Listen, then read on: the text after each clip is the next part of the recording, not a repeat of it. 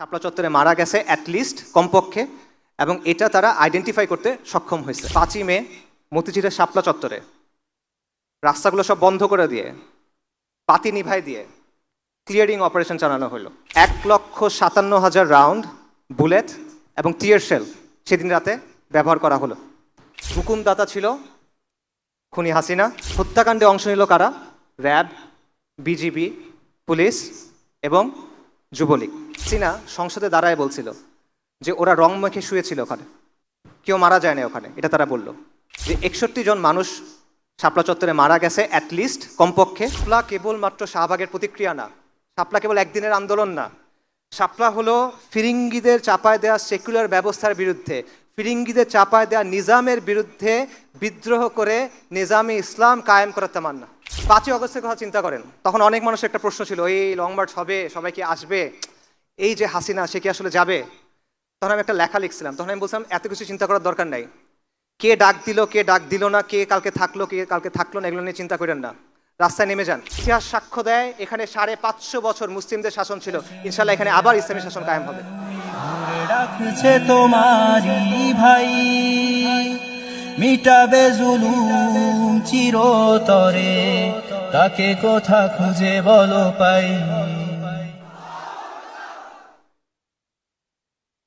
বিসমিল্লাহ ওয়াসসালাতু ওয়াসসালামু আলা রাসূলিল্লাহ ওয়া আলা আলিহি ওয়া সাহবিহি ওয়াসাল্লাম তাসলিমান কাসীরা, আম্মা বাদ।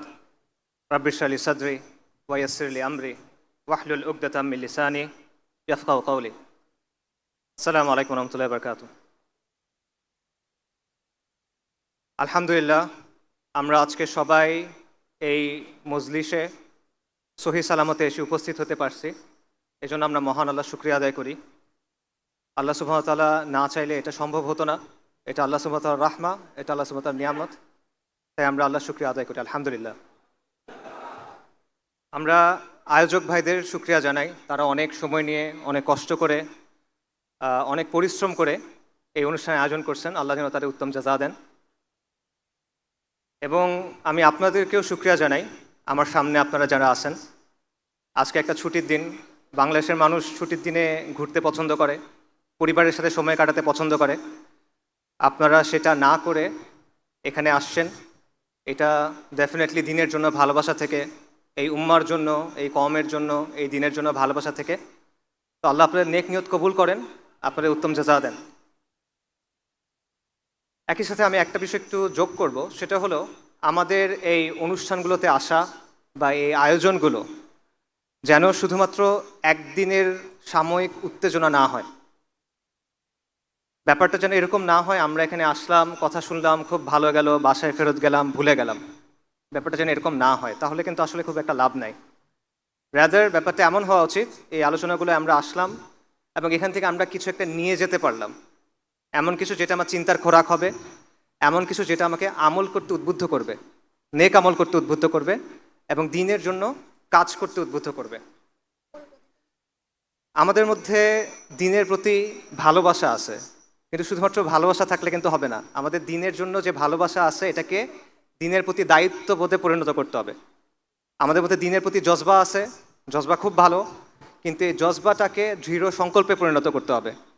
আমাদের মধ্যে দিনের জন্য আবেগ আছে, সেই আবেগটাকে ডিসিপ্লিনে পরিণত করতে হবে যাতে আমরা দিনের জন্য প্রপারলি কাজ করতে পারি। এবং আমাদের মধ্যে উত্তেজনা আছে, সেটাকে আমাদের কাজে লাগাতে হবে যাতে করে আমরা দিনের জন্য কুরবানি করতে পারি। তো এই ব্যাপারটা শুধুমাত্র আপনাদের কাজ না, এটা আমাদেরও দায়িত্ব আছে, বক্তাদের দায়িত্ব আছে, শ্রোতাদের দায়িত্ব আছে, আয়োজকদের দায়িত্ব আছে। বাট ইন জেনারেল আমি এই কথাটা বললাম এবং আমি দোয়া করি আল্লাহ আজ্জা ওয়াজাল যেন আমাদের এই চেষ্টাটা, আমাদের এই প্রচেষ্টা, আমাদের এই কথা, কষ্ট করে এখানে আসা, এটা কবুল করেন। কারণ মহান আল্লাহ সুবহানাহু ওয়া তাআলা যদি সন্তুষ্ট না হন, আল্লাহ যদি রাজি খুশি না হন, তাহলে আমরা যে কাজকর্ম করতেছি এগুলো আলটিমেটলি কোনো ফলাফল নাই। আর কয়েকদিন পর 5ই মে 2013 সালে শাপলা চত্বরে যে ম্যাসাকার, সেটার 1 যুগ পূর্তি। এটা ডেফিনেটলি একটা গুরুত্বপূর্ণ ঘটনা, এটা ডেফিনেটলি একটা ঐতিহাসিক ঘটনা।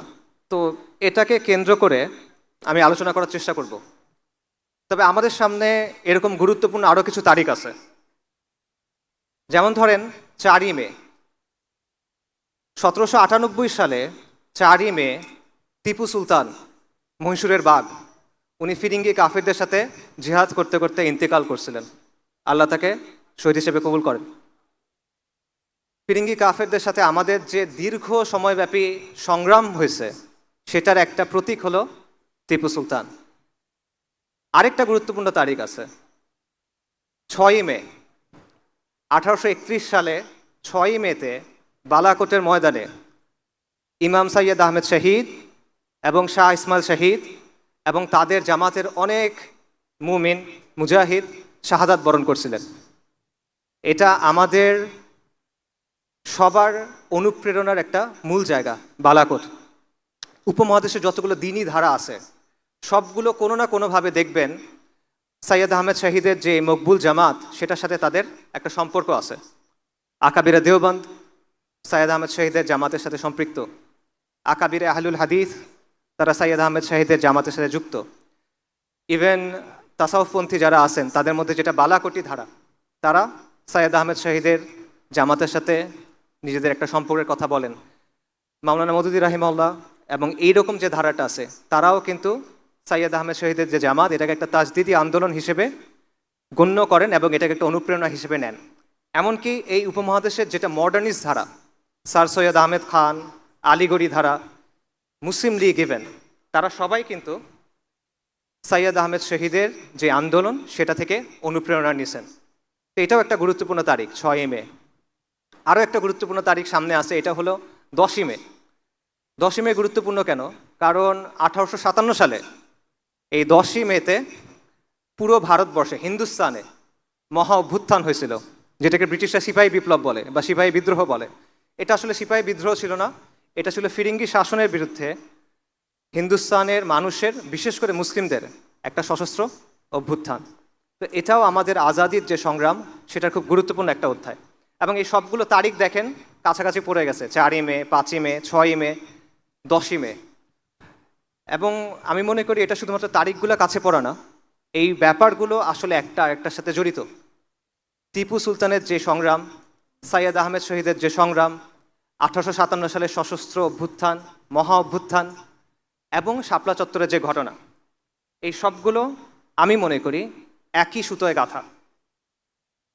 শুধু এই ঘটনা না, এরকম আরও অনেক ঘটনা আছে যেগুলো একই সিলসিলার অংশ এবং এটাই হলো আমাদের আজাদির আন্দোলনের ধারাবাহিকতা এবং এটা নিয়ে আমার আজকের আলোচনা। তো আমি বলছিলাম যে শাপলা দিয়ে শুরু করব, তাই শাপলার ঘটনা নিয়ে অল্প একটু কথা বলি। আপনারা সবাই জানেন, তাও আমি অল্প কিছু বলি। 2013 সালে শাপলা চত্বরের ঘটনা ঘটে, মতিঝিলে শাপলা চত্বরের ম্যাসাকার ঘটে। বেসিক্যালি আওয়ামী লীগ যুদ্ধাপরাধের বিচারের নামে একটা প্রহসনের ট্রাইব্যুনাল চালু করে। সেখানে বাংলাদেশ জামাত ইসলামের কিছু নেতাকে প্রথমে যাবজ্জীবন কারাদণ্ড দেওয়া হয়। এটার প্রতিবাদে বাংলাদেশে সেকুলারদের সবচেয়ে উগ্র যে অংশটা তারা শাহবাগে একটা জমায়েত শুরু করে এবং তারা ফাঁসির দাবি করে। এটাকে সমর্থন দেয় কে? আওয়ামী লীগ সরকার। আওয়ামী লীগের ট্রাইব্যুনাল, সেই ট্রাইব্যুনালের রায়, সেটার বিরুদ্ধে প্রতিবাদ হচ্ছে, সেটাকে পৃষ্ঠপোষকতা করতেছে আওয়ামী লীগ। এবং মিডিয়ার মাধ্যমে, সাংস্কৃতিক অঙ্গনের মাধ্যমে ব্যাপক হাইপ তোলা হয়, একটা উন্মাদনা তৈরি করা হয় এবং পেছন থেকে এখানে সমর্থন দেয় কলকাঠি নাড়ে ভারত। এটা হলো শাহবাগের গণজাগরণ মঞ্চ। হেফাজতে ইসলামের যে উত্থান সেটা ঘটে অন্য একটা কারণে। সেটা কি? শাহবাগে তারা নানা ধরনের অশ্লীলতা করে, নানা ধরনের বেহায়াপনা চলে, বাঙালি সংস্কৃতির নামে নানা পৌত্তলিক কার্যক্রম চলে। কিন্তু মূল যে ট্রিগার ছিল সেটা হলো গণজাগরণ মঞ্চের যে অর্গানাইজাররা ছিল, যারা এর আয়োজক ছিল, এদের মধ্যে গুরুত্বপূর্ণ একটা অংশ ছিল ইসলাম বিদ্বেষী, ভয়ঙ্কর রকমের ইসলাম বিদ্বেষী। তারা বিভিন্ন ব্লগে আল্লাহ রসুল সাল্লাল্লাহু আলাইহি ওয়াসাল্লাম, সাহাবায়ে কেরাম রাদিয়াল্লাহু আনহুম আজমাইন এবং আমাদের আম্মা উম্মাহাতুল মুমিনিন রাদিয়াল্লাহু আনহুম আজমাইন তাদের নিয়ে প্রচণ্ড অশ্লীল কটূক্তি করে। যখন এই গণজাগরণ মঞ্চের আয়োজকদের একজন নিহত হয় তখন এই বিষয়গুলো সামনে চলে আসে এবং তখন হেফাজতে ইসলামের উত্থান ঘটে। হেফাজতে ইসলাম 13 দফা দাবি নিয়ে সামনে আসে, যার মধ্যে প্রধান দাবি ছিল এই ইসলাম অবমাননাকারীদের শাস্তি এবং ব্লাসফেমি আইন প্রণয়ন। একদিকে সরকারের পৃষ্ঠপোষকতায় গণজাগরণ মঞ্চের আন্দোলন চলতেছে, অন্যদিকে সারা বাংলাদেশের ধর্মপ্রাণ মুসলিমরা সকল ঘরানার তারা হেফাজতে ইসলামের আন্দোলনকে সমর্থন দিচ্ছে। হেফাজতে ইসলামের আন্দোলনের বিভিন্ন কর্মসূচি আসলো। এপ্রিলে লং মার্চ হলো 6 এপ্রিল। তারপর 5 মে ঢাকা অবরোধ কর্মসূচি ঘোষণা করা হলো। লক্ষ লক্ষ মানুষ আল্লাহ রসুল সাল্লাল্লাহু আলাইহি ওয়াসাল্লামের ভালোবাসায় ঢাকায় আসলো, তসবিহ হাতে নিয়ে, ইমান বুকে নিয়ে, গামছার মধ্যে মুড়ি বেঁধে, জায়নামাজ নিয়ে, মাথায় টুপি দিয়ে তারা আসলো। কেন আসলো? শান্তিপূর্ণভাবে জমায়েত করতে। কারণ তারা আল্লাহ রসুল সাল্লাল্লাহু আলাইহি ওয়াসাল্লামের যে অবমাননা হয়েছে এটা মানতে পারে নাই, এই জন্য তারা আসলো। তাদের সাথে কি করা হইল? 5 মে মতিঝিলের শাপলা চত্বরে রাস্তাগুলো সব বন্ধ করে দিয়ে, পাতি নিভাই দিয়ে ক্লিয়ারিং অপারেশন চালানো হলো। 1,57,000 রাউন্ড বুলেট এবং টিয়ার শেল সেদিন রাতে ব্যবহার করা হলো এবং সেখানে একটা ম্যাসাকার হলো। এই ম্যাসাকারের হুকুমদাতা ছিল খুনি হাসিনা এবং এটার মূল পরিকল্পনাকারী ছিল, এই নামগুলো আপনারা এখন সবাই চেনেন, জিয়াউল আহসান, আয়নাঘরের কারিগর যাকে বলা হয়, তারেক সিদ্দিকী, শেখ হাসিনার সামরিক সচিব, এরা। এবং এই হত্যাকাণ্ডে অংশ নিল কারা? র্যাব, বিজিবি, পুলিশ এবং যুবলীগ। সরকার দাবি করলো কেউ মারা যায় নাই। ওই সময় কিছু ছবি ভাইরাল হয়েছিল, আপনারা অনেকে দেখছেন। শাপলা চত্বরে পড়ে আছে শরীরে রক্ত, মানুষ মারা যাওয়ার সময় শরীর কাঁপে, ওরকম কাঁপার কিছু ভিডিও ছিল। এগুলোর ব্যাপারে এগুলো ভাইরাল হয়েছিল। তখন হাসিনা সংসদে দাঁড়ায় বলছিল যে ওরা রং মেখে শুয়েছিল ওখানে, কেউ মারা যায় না ওখানে, এটা তারা বলল। কিন্তু বাংলাদেশের একটা মানবাধিকার সংস্থা অধিকার, তারা একটা ফ্যাক্ট ফাইন্ডিং রিপোর্ট করলো এবং তারা রিপোর্টের পর বলল যে 61 জন মানুষ শাপলা চত্বরে মারা গেছে অ্যাটলিস্ট, কমপক্ষে, এবং এটা তারা আইডেন্টিফাই করতে সক্ষম হয়েছে। এই রিপোর্টটা করার কারণে অধিকারের তৎকালীন যিনি প্রধান ছিল তাকে হাসিনা সরকার জেলে দেয়। তিনি এখন বাংলাদেশের একজন উপদেষ্টা, আদিলুর রহমান সাহেব। কিন্তু ওই দিন আসলে কতজন মারা গেছিল এটা এখনো পর্যন্ত নিশ্চিতভাবে বলা যায় না। সম্প্রতি একটা তথ্য পাওয়া গেছে, সেটা হলো 13 সালের মে মাসে আঞ্জুমান মফিদুল ইসলাম, এটা নাম শুনছেন আপনারা? বেওয়ারিশ লাশ দাফন করে। 13 সালের মে মাসে তারা 260 থেকে 270টা অতিরিক্ত বেওয়ারিশ লাশ দাফন করছে। অর্থাৎ 13 সালের মে মাসের আগে এবং পরে অ্যাভারেজে প্রতি মাসে তারা 90 থেকে 110টা বেওয়ারিশ লাশ দাফন করত। কিন্তু ওই মাসে তারা লাশ দাফন করছে 367টা, অর্থাৎ প্রায় 260 থেকে 270টা বেশি ওই মাসে। তাহলে অধিকারের ওখানে আমরা পাচ্ছি 61, এখানে পাচ্ছি 60 বা 260 বা 270, তার মানে 300-র বেশি, অ্যাটলিস্ট 300-র বেশি মুমিন মুসলমান সেদিন সেখানে জীবন দিয়েছেন, আর তারা শহীদ হিসেবে কবুল করেন। এটার প্রতিক্রিয়া কি হয়েছিল?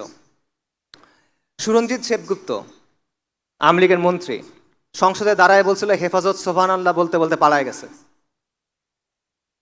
বাংলাদেশের পত্রিকাগুলোতে খবর আসছিল ঢাকায় হেফাজতের তাণ্ডব। পত্রিকাগুলো নিউজ করছিল যে হেফাজত নাকি বায়তুল মুকাররমের বইয়ের মার্কেটে ঢুকে কোরআনের মুসহাফে আগুন দিছে। যারা ভিকটিম, এই মিডিয়া তাদেরকে আগ্রাসী হিসেবে প্রেজেন্ট করলো। যারা আল্লাহ রসুল সাল্লাল্লাহু আলাইহি ওয়াসাল্লামের সম্মানের জন্য আসছিল তাদেরকে অপবাদ দিল তারা নাকি কোরআনে আগুন দিছে, নাউজুবিল্লাহ। এবং এত মানুষের নিয়ে কোনো কথা হইল না, তারা হা হুতাশ করলো কি, ঢাকার রাস্তার ডিভাইডারের উপর যে গাছগুলো লাগানো হয় সেই গাছ কাটা হয়েছিল, তারা এটা নিয়ে হা হুতাশ করলো। 300 জনের বেশি মানুষ মারা গেল, এটা নিয়ে কথা নাই। ঢাকার রাস্তায় গাছ কাটা হয়েছে, এটা নিয়ে তাদের আফসোস।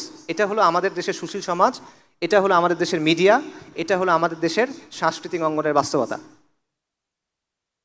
এই শহীদদের মধ্যে একজন ছিল বুয়েটের ছাত্র রেহান আহসান। একটা বুয়েটের ছাত্র রাষ্ট্রীয় বাহিনীর গুলিতে মারা গেছে, এটা যদি অন্য কোনো প্রেক্ষাপটে ঘটতো পুরো বাংলাদেশ কেঁপে উঠত, পুরো বাংলাদেশে আন্দোলন হতো, সবার মুখে মুখেই কথাটা থাকতো। রেহান আহসানকে নিয়ে কোনো কথা হয় নাই। কেন হয় নাই?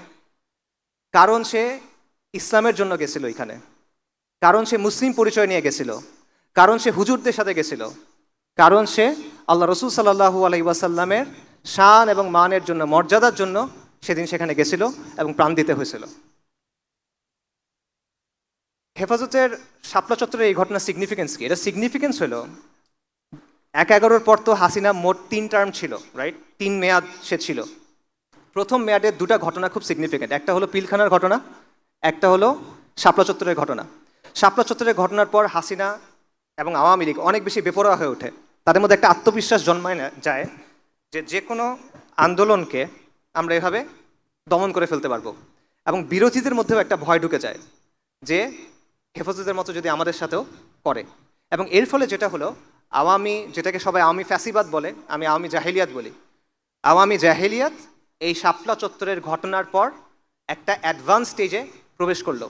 এবং এই সময় যে বাংলাদেশের সমাজ এটা নিয়ে কথা বলে নাই, বাংলাদেশের, বিশেষ করে বাংলাদেশের আরবান মিডল ক্লাস, মানে শহুরে মধ্যবিত্ত শ্রেণী, তারা যে এটা নিয়ে কথা বলে নাই, এটার মাসুল পুরা বাংলাদেশকে দিতে হয়েছে আরও ১১ বছর পর্যন্ত, ২০২৪ সাল পর্যন্ত।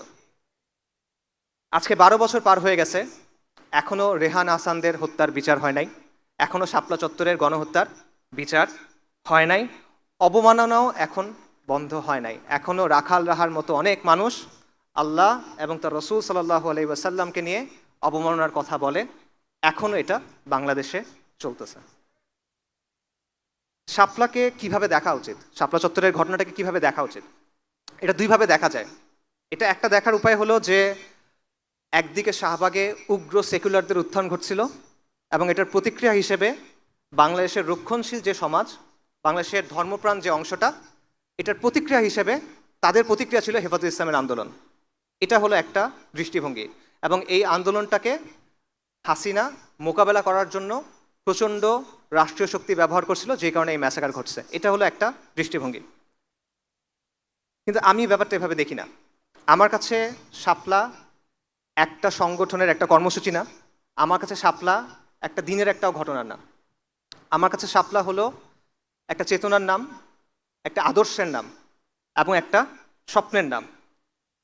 শাপলা হলো অনেক লম্বা একটা সংগ্রামের একটা ধারাবাহিকতা, যেটা এখনো শেষ হয় না, যেটা আরও চলবে। শাপলা হলো কুফরি নিজামের বিরুদ্ধে, কুফরি শক্তির বিরুদ্ধে এই কওমের এবং এই জমিনের যে মুসলিমরা আছে তাদের যেই ক্রমাগত সংগ্রাম, তাদের যে ক্রমাগত আন্দোলন, সেটার একটা ধারাবাহিকতা, যেটা বহু শতাব্দী ধরে চলমান, এবং এটারই একটা অধ্যায় হলো শাপলা চত্বর। এটা আমার মত। এবং এই সংগ্রামটাকেই আমি বলতেছি আমাদের আজাদির সংগ্রাম, এবং এটা নিয়ে আজকে আলোচনা।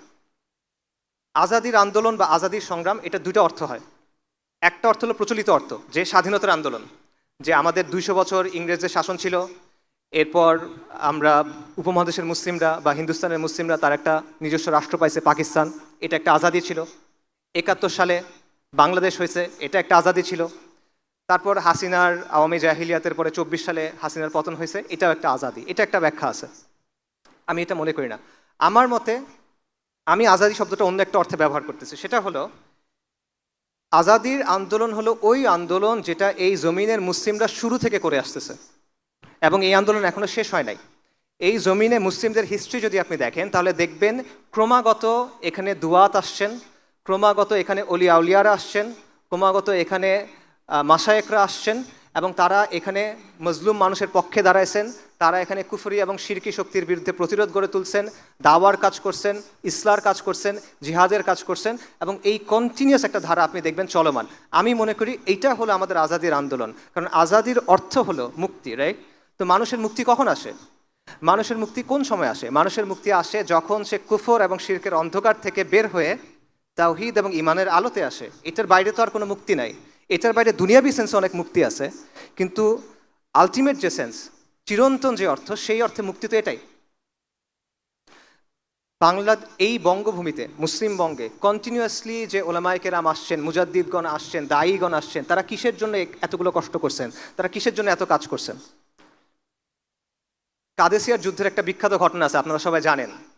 ইসলামী খিলাফা যখন পারস্য সাম্রাজ্যকে আক্রমণ করলো, মহাবীর রুস্তম তার সামনে মুসলিমদের একজন প্রতিনিধি গেলেন। প্রতিনিধির নাম হলো সাহাবী রবি ইবনু আমর রাদিয়াল্লাহু আনহু। রুস্তম তাকে জিজ্ঞেস করলেন যে তোমরা এখানে কেন আসছো, কি চাও তোমরা মুসলিমরা? উনি তখন বললেন, আমাদেরকে আল্লাহ পাঠাইছেন, আমরা আসছি মানুষকে মানুষের গোলামি থেকে বের করে এক আল্লাহর গোলামির দিকে নেয়ার জন্য। আমরা আসছি মানুষকে দুনিয়ার সংকীর্ণতা থেকে বের করে দুনিয়া এবং আখিরাতের প্রশস্ততার দিকে নেয়ার জন্য। আমরা আসছি ধর্মের অন্যায় এবং অবিচার থেকে মানুষকে দিন ইসলামের আদল এবং ইনসাফের দিকে আনার জন্য। আল্লাহ আমাদেরকে পাঠাইছে তার দিন সহ যেন সমগ্র মখলুকের কাছে আমরা এই দিনের দাওয়াত নিয়ে যাই। এই জন্যই সাহাবায়ে কেরাম পুরো বিশ্বে দাওয়াত নিয়ে ছড়ায় পড়ছিলেন। এই জন্যই বারবার এই ভূমিতে মুজাদ্দিদগণ আসছেন, দায়ীগণ আসছেন, মাশায়েখগণ আসছেন। এই জন্যই তো তারা কাজ করে গেছেন। তো এটাই হলো ওই ধারা, এটাই হলো ওই সিলসিলা যেটার কথা আমরা বলতেছি। আমরা জাতি রাষ্ট্রকেন্দ্রিক যেই স্বাধীনতা সেটার কথা আমি বলতেছি না, আমি বলতেছি জাহেলিয়াতের অন্ধকার থেকে দিন ইসলামে আসার যে স্বাধীনতা সেটার কথা। এবং এই আজাদির আন্দোলন চলমান, এটা এখনো শেষ হয় নাই। জাতি রাষ্ট্রকেন্দ্রিক আজাদির আন্দোলন শেষ হয়ে গেছে, এটা আপনি বলতে পারেন, কিন্তু দিন ইসলামের জন্য যে আন্দোলন, সেই আন্দোলন এখনো শেষ হয় নাই। এই আন্দোলন কখন শেষ হবে? যখন আমরা মানুষের বাদ মতবাদ ফেলে দিয়ে এক আল্লাহর কালামের দিকে যাব, যখন আমরা তন্ত্রমন্ত্র ফেলে দিয়ে কোরআনের শাসনের দিকে যাব, যখন আল্লাহর জমিনে গায়রুল্লাহ শাসন বাদ দিয়ে আমরা এক আল্লাহর যে বিধান সেটা যখন কায়েম হবে, তখন এই আন্দোলন শেষ হবে। তার আগ পর্যন্ত এই আন্দোলন চলমান থাকবে। তো সেই আন্দোলনের কথা আমি বলতেছি। তো এখানে একটা কথা বলে রাখি, আজকে আমি কি আলোচনা করবো এটা নিয়ে যখন কথা হচ্ছিল, তখন অর্গানাইজার ভাইরা আমাকে বলতেছিলেন যে আলোচনায় আদব এবং আখলাক নিয়ে কিছু নাসিহা করার জন্য। এটা আসলে আমার কাছে একটু খারাপ লাগছে। আদব আখলাক নিয়ে আলোচনা করাটা খারাপ লাগার কিছু না, এটা তো দিন ইসলামের অংশ, অবশ্যই এটা নিয়ে অনেক আলোচনা হবে। নবী সাল্লাল্লাহু আলাইহি ওয়াসাল্লামের হাদিস আছে, মুয়াত্তা মালিকে আসছে, যেটার বক্তব্যটা হলো এরকম যে নবী সাল্লাল্লাহু আলাইহি ওয়াসাল্লামকে পাঠানো হয়েছে সুন্দর চরিত্রকে পরিপূর্ণতা দেওয়ার জন্য। তা আদব এবং আখলাক, সুন্দর আদব এবং আখলাক, এটা তো দিন ইসলামের অংশ, অপরিহার্য অংশ। এটা সবসময় আমাদের আলোচনার মধ্যে থাকবে, এটা নিয়ে কোনো সমস্যা নাই। এটার জন্য আমার খারাপ লাগে নাই। আমার খারাপ লাগছে কারণ ভাইরা এই কথাটা বলতেছেন, কারণ ভাইরা মনে করতেছেন যে ভাইরা এখানে আসবেন তাদের জন্য এই নসিহাটা একটু বিশেষভাবে গুরুত্বপূর্ণ, এবং এটা বাস্তব। কারণ আমরা দ্বীনের কথা বলি, আমরা দ্বীনের বিজয়ের কথা বলি, আমরা দ্বীনের জন্য কাজের কথা বলি, কিন্তু আমাদের আচার আচরণের ক্ষেত্রে, আমাদের কথার ক্ষেত্রে, আমাদের আখলাকের ক্ষেত্রে নবী সাল্লাল্লাহু আলাইহি ওয়াসাল্লামের সুন্নাহর উপস্থিতি অনেক সময় থাকে না। আমরা কথা বলার সময় অনেক সময় উগ্র হয়ে যাই, আমরা অনেক সময় মানুষের উপর এমন একটা ইলজাম দেই, একটা অভিযোগ দেই যেটা আসলে জাস্টিফাইড না। এগুলো কোনোটাই তো নবী সাল্লাল্লাহু আলাইহি ওয়াসাল্লামের সুন্নাহর সাথে মেলে না, এগুলো তো কোনোটাই একজন মুসলিমের সিফাত হওয়া উচিত না, কিন্তু বারবার আমাদের থেকে এটা হয়। এটা তো বাহ্যিক সুন্নাহ, যেভাবে আপনার পোশাক, আপনি পোশাকের মধ্যে সুন্নাহ পালন করার চেষ্টা করতেছেন, আপনার আদব আখলাকের মধ্যে তো এটা থাকার কথা, কিন্তু আনফর্চুনেটলি এটা আমাদের অনেকের মধ্যে থাকে না। এখন আপনারা যুক্তি দিতে পারেন যে আপনি আমাদেরকে এটা বলতেছেন অমুকরাও তো এরকম করে, তমুকরাও তো করে, ওদের আচরণ আরও খারাপ, ওদের আখলাক আরও খারাপ। হ্যাঁ সত্য, কিন্তু তাতে কি হয়েছে? এটা তো আপনার জন্য দলিল না। আরেকজনের কাজ দিয়ে তো আপনাকে বিচার করা হবে না। আপনার বিচার হবে আপনার জ্ঞান বুদ্ধি অনুযায়ী, আপনার বিচার হবে আপনার ইলম অনুযায়ী, আপনার বিচার হবে আপনার প্রেক্ষাপট অনুযায়ী। আরেকজন একটা ভুল কাজ করলে এটা তো আপনার ভুল করার জন্য দলিল হয়ে যায় না। এই জবাব কি আপনি আল্লাহ সুবহানাহু ওয়া তাআলাকে দিতে পারবেন? অমুক এটা করছিল তাই আমি এটা করছি? তো এই বিষয়টা মাথায় রাখা। আমি আপনাদের আদব আখলাক নিয়ে নাসিহা করবো না আসলে, এটা আপনারা নিয়মতান্ত্রিকভাবে ওলামায়ে কেরামের কাছ থেকে শুনবেন, জানবেন, দেখবেন, দেখে শিখবেন, বই পড়বেন। আমি যেটা করব সেটা হলো আপনাদেরকে আপনাদের যে শেকড়, আপনার যে পরিচয়, আপনাদের যে বংশ, সেটা চেনে দিব। কারণ আমাদের অবস্থাটা হয়েছে, আমরা অনেক রইস ফ্যামিলির মানুষ, আমরা অনেক সম্ভ্রান্ত এক সিলসিলার সন্তান, কিন্তু আমাদের পরিচয়টা আমরা ভুলে গেছি, আমাদের শেকড়টা আমরা ভুলে গেছি, আমাদের বংশ পরিচয়টা আমাদেরকে ভুলায় দেওয়া হয়েছে, এবং আমাদের অবস্থা হয়েছে সব কিছু ভুলে আমরা পথে ঘাটে ঘুরে বেড়াচ্ছি এবং আমাদের আচরণ ওরকম হয়ে গেছে। তো এই কারণে আমি আপনাদেরকে আপনাদের বংশটা, আপনাদের পরিচয়টা, আপনাদের আত্মপরিচয়ের শেকড়টা চেনায় দিব। তারপর আপনারা সিদ্ধান্ত নেবেন আপনার আচরণ কেমন হওয়া উচিত, আপনার কাজ কেমন হওয়া উচিত, আপনার কথা কেমন হওয়া উচিত। আমাদের আজাদির আন্দোলনের ইতিহাস, এটা শুরু কখন? আমরা জানি যে বাংলায় মুসলিম শাসন শুরু হলো ইখতিয়ার উদ্দিন মোহাম্মদ বিন বখতিয়ার খিলজির যে অভিযান, তারপর 1203-এর পর। কিন্তু এর বহু আগে বাংলায় কিন্তু ইসলাম আসছে। কত আগে? রংপুরে লালমনিরহাটে একটা মসজিদ আছে, সাহাবা মসজিদ বলা হয়, এটা 69 হিজরিতে তৈরি। 69 হিজরি মানে বোঝেন কত আগে? কারবালাতে সাইয়েদিনা হুসাইন রাদিয়াল্লাহু আনহু যখন শহীদ হইলেন, সেটা কত সালের ঘটনা? 61 হিজরি। তার 8 বছর পরে হলো 69 হিজরি। 69 হিজরি মানে সাহাবায়ে কেরাম তখনও দুনিয়াতে আছেন রাদিয়াল্লাহু আনহুম আজমাইন। মুহাম্মদ বিন কাসেম সিন্ধু বিজয় করছেন কখন?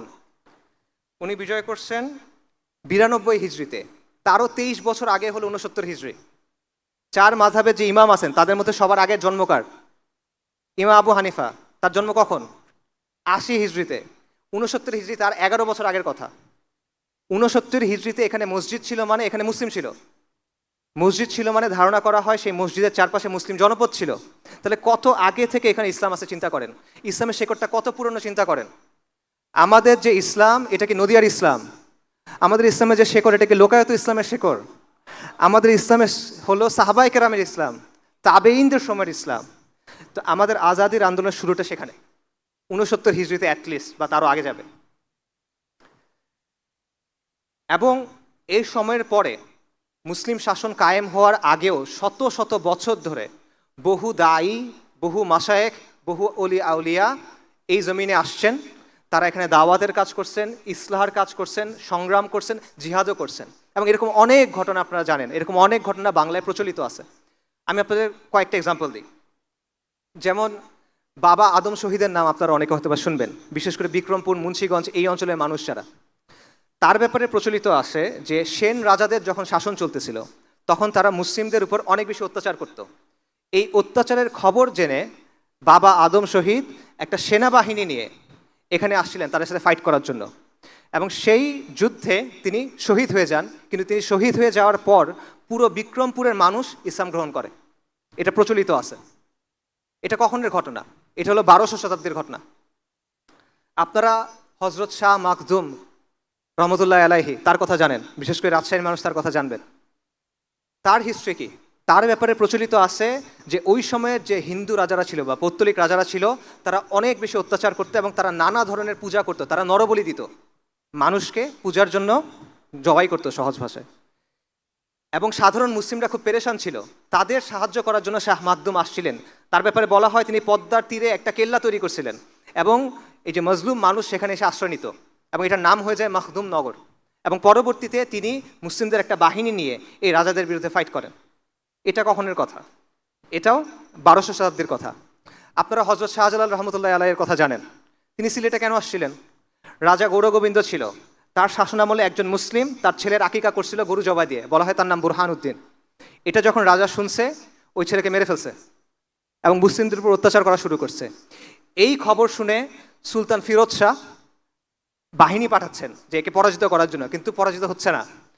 তখন হজরত শাহজালাল, হজরত শাহপরান এবং তার সাথে আরও 300 জনের বেশি তারা আসছেন এবং আল্লাহর ইচ্ছায় পরাজিত করছেন। কাজেই আপনি দেখেন যে এরকম আরও অনেক দায়ীগণ বাংলায় আসছেন, দাওয়াতি কাজ করছেন, তারা সাধারণ মানুষের পাশে দাঁড়াইছেন, তারা নানাভাবে নানা বাধার মোকাবেলা করছেন। এবং বাংলায় মুসলিম শাসন প্রতিষ্ঠার অনেক আগেই এইখানে ইসলামের জন্য লড়াই শুরু হয়ে গেছিল, যার প্রমাণ আমি আপনাদের কয়েকটা ঘটনা মাত্র বললাম। যুগে যুগে আউলিয়াগণ, দায়ীগণ, মুজাহিদগণ, মুজাদ্দিদগণ এই লড়াইটা চালায় গেছেন। এটা আমাদের আজাদির আন্দোলনের ধারাবাহিকতা। এবং এই যে তাদের মেহনত, এই যে তাদের কুরবানি, এটার ফলে কি হলো? 1203 সালে ইখতিয়ার উদ্দিন মোহাম্মদ বিন বখতিয়ার খিলজি রাহিমাহুল্লাহ তিনি বাংলা দখল করলেন। তার দখল করাটা এটা হঠাৎ ঘটে যাওয়ার ঘটনা না ভাই। এটা হলো এই যে দীর্ঘ মেহনত, এই যে দীর্ঘ কষ্ট, এই যে দীর্ঘ কুরবানি, এটার ফলে এই অঞ্চলটা উর্বর হয়েছিল ইসলামের জন্য। এবং এটা যখন উর্বর হয়েছে তখন বাইরে থেকে যখন সাহায্য আসছে, আলহামদুলিল্লাহ এখানে মুসলিমরা কর্তৃত্ব অর্জন করছে। এবং এর 100 বছরের মধ্যে সমগ্র বাংলা মুসলিম শাসনের অধীনে চলে আসছে। এবং বাংলায় 550 বছর মুসলিমদের শাসন ছিল। সুলতানি আমল ছিল, তারপর শেরশাহর কিছু শাসন ছিল, 12 ভূঁইয়ার শাসন ছিল, মুঘল আমলে সুবা বাংলা ছিল, তারপর বাংলার নবাবদের শাসন ছিল। এবং এই সময়টা ছিল এই ভূখণ্ডের সবচেয়ে সমৃদ্ধ সময়। এই সময়টা ছিল যখন বাংলা ছিল পুরো পৃথিবীর একটা কসমোপলিটন হাব। এখন যেমন মানুষ ইউরোপে যায়, এখন যেমন মানুষ ব্যবসার জন্য আমেরিকাতে যায়, তখন মানুষ এখানে আসতো। ইবনে বতুতার বিখ্যাত লেখা আছে রেহলা, সেখানে উনি এই বাংলার ব্যাপারে আলোচনা করছেন। উনি বলতেছেন যে এইটার মতো জায়গায় আমি আর দেখি নাই। এখানে যে যত ডাইভার্স, এত বিভিন্ন পণ্য পাওয়া যায় এটা আমি আর কোথাও দেখি নাই, এত কমে কোথাও পাওয়া যায় এটা আমি দেখি নাই। একজন ফ্রেঞ্চ পর্যটক আছে, সে বলছে বাংলা হলো প্রাচুর্যের জায়গা, প্রাচুর্যের জমি, এখান থেকে যে পরিমাণ জিনিস রপ্তানি হয় আর কোনো জায়গা থেকে আমি দেখিনি এত জায়গা জিনিস রপ্তানি হতে। এটা ছিল এই বাংলা। ব্রিটিশরা যখন ভারতবর্ষে ঢুকলো, আক্রমণ করলো, মোগল আমলে পুরো বিশ্বের জিডিপির 25% ছিল হিন্দুস্তানের, এবং হিন্দুস্তানের সবচেয়ে সমৃদ্ধ জায়গা ছিল বাংলা। এটা ছিল মুসলিম শাসনের অবস্থা। কিন্তু এরপর কি হলো? এরপর হলো আমাদের লাঞ্ছনার অধ্যায়, যেটা শুরু হলো, যেটা এখনো চলতেছে। 1757 সালে আপনারা জানেন পলাশির যে যুদ্ধ হলো, সেই যুদ্ধে নবাব সিরাজউদ্দৌলা পরাজিত হলো। পরাজয়ের পিছনে অনেক কারণ ছিল। মীর জাফর, জগৎ শেঠ, তাদের গাদ্দারির একটা ভূমিকা ছিল। পাশাপাশি এই শাসক শ্রেণীর নিজেদের ভেতরকার অবক্ষয়, এটারও একটা ভূমিকা ছিল। এবং এর মাধ্যমে আমাদের উপরে ফিরিঙ্গি কাফেরদের যে শাসন, এটা চেপে বসলো এবং আমাদের লাঞ্ছনার একটা অধ্যায় শুরু হলো, যেটা আজ 300 বছর হইতে চলতেছে, প্রায় 250 বছর হয়ে গেছে, এটা এখনো চলমান।